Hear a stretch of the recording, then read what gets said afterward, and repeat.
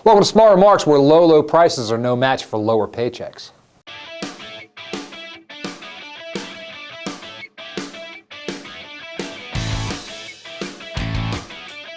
So Walmart was in the news a few weeks ago after a leaked email from company executives indicated that sales were terrible.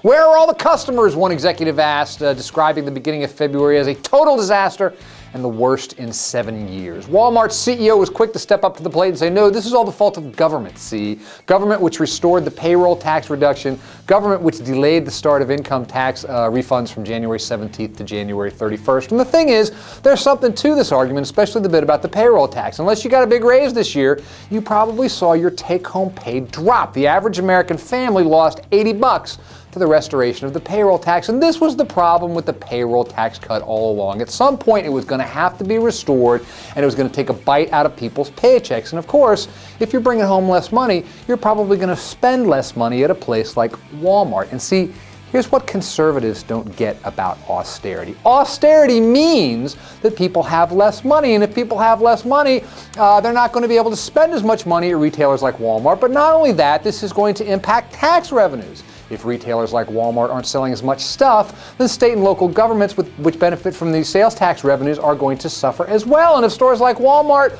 are doing so poorly, perhaps they're going to have to close stores or lay off employees, worsening the unemployment problem. So here's the thing. We talk a lot about austerity in this country, but you'll notice we don't really use the term. We talk about the need to cut spending.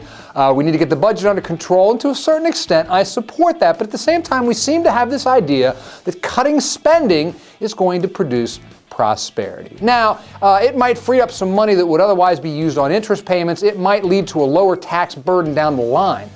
But austerity equals prosperity. If you've been watching what goes on in Greece, what's going on in Great Britain, and places like Italy, you'll know that austerity actually breeds recession. And it only makes sense. You know, conservatives want to cut spending, social spending in particular, because the moochers and breeders are lazy and it's an outrage.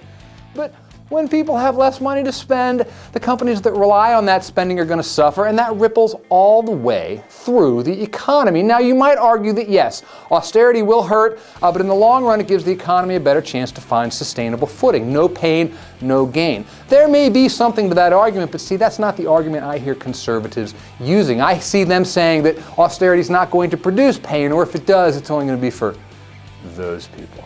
Wrong. Austerity will produce economic pain across the board. As Walmart has found out, it means lower sales, lower profits. It cycles its way through the economy and cycles its way to you. So we may indeed need to cut spending in this country. I'd argue for a big cut in defense spending, but even that's going to hurt.